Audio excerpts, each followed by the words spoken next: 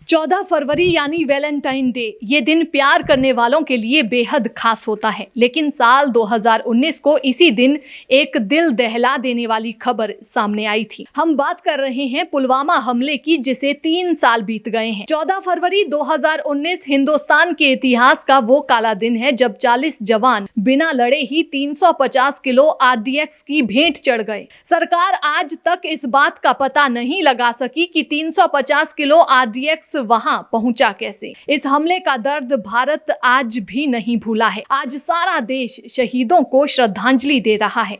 इस हमले में किसी ने अपने पति को खोया, किसी ने अपना भाई तो किसी ने अपने बेटे को खो दिया। जम्मू श्रीनगर राष्ट्रीय राजमार्ग पर करीब 2500 जवानों को लेकर 78 बसों में CRPF का काफिला गुजर रहा था। अपनी धुन में जा रहा CRPF का काफिला पुलवामा पहुंचा ही था, तभी सड़क के दूसरे साइड से सामने से आ रही एक कार ने CRPF के काफिले के साथ चल रहे वाहन में टक्कर मार दी। जब तक CRPF के जवान कुछ समझ पाते, विस्फोटकों से लदी कार ने ऐसा धमाका किया जिसे पूरा देश दहल उठा। इतना ही नहीं, धमाके के बाद आतंकियों ने जवानों पर गोलियां बरसानी शुरू कर दी। लेकिन अपनी बहादुरी दिखाते हुए भारतीय जवानों ने भी तुरंत काउंटर फायरिंग शुरू कर दी, जिसे देख आतंकी वहां से भाग निकले। पर धमाके के बाद वहां का दृश्य इतना दर्दनाक था कि इसे पूरा देश देखकर रो पड़ा। जवानों के शव इधर उधर बिखरे पड़े थे, चारों तरफ खून ही खून दिखाई दे रहा था। इस घटना ने देश को ऐसे झकझोरा कि सबकी जुबान पर बस एक ही बात थी, वो थी बदला। इस हमले के बाद से 14 फरवरी का दिन भारत के इतिहास में काला दिन साबित हो गया। काश वो दिन कभी आता ही नहीं, क्योंकि उस दिन हर जवान थोड़ा गमगीन था, क्योंकि उस बस में सवार हर जवान एक बार फिर अपने घर वालों से दूर आने की वजह से थोड़ा उदास था। वैसे ये उदासी पोस्टिंग पर पहुंचकर छंट जानी थी, क्योंकि उसके बाद उन सभी को भारत माता की रक्षा में लग जाना था। लेकिन वो दिन उन 40 जवानों को इतनी दूर ले गया जहां से वापस घर जाने की इजाजत उन्हें कभी नहीं मिली। वो दिन आज का ही दिन है, लेकिन साल तीसरा है। हाँ, ये वही दिन है जो जब भी आता है दिल में गुस्से का सैलाब ला देता है।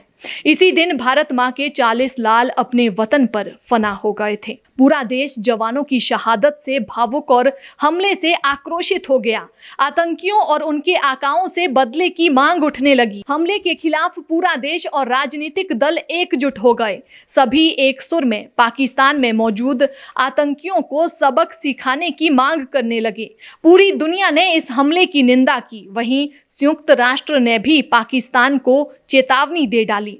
इस हमले को महज 20 साल के आदिल अहमद डार ने अंजाम दिया था। उसके माता पिता ने बताया कि आदिल को 12वीं की परीक्षा देनी थी, लेकिन वो ऐन वक्त पर लापता हो गया। बाद में आई रिपोर्ट में यह भी साफ हो गया कि आदिल ने किस तरह SUV को काफिले की बस से टकराया।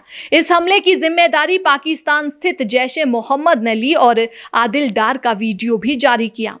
जांच में सामने आया कि आदिल काकापोरा का रहने वाला था और 1 साल पहले ही जैश में शामिल हुआ था। हमेशा की तरह पाकिस्तान ने इस हमले में हाथ होने से साफ इनकार किया।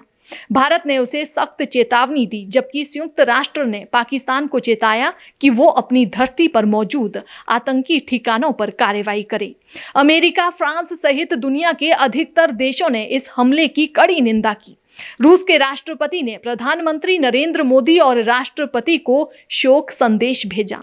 चीन ने घटना की निंदा जरूर की, लेकिन जैश सरगना मसूद अजहर पर अपना रवैया नहीं बदला। भारत में इस हमले को लेकर आक्रोश था। प्रधानमंत्री नरेंद्र मोदी ने सुरक्षा बलों का हौसला बढ़ाया। उन्होंने कहा कि आतंकियों ने इस बार गंभीर गलती की है।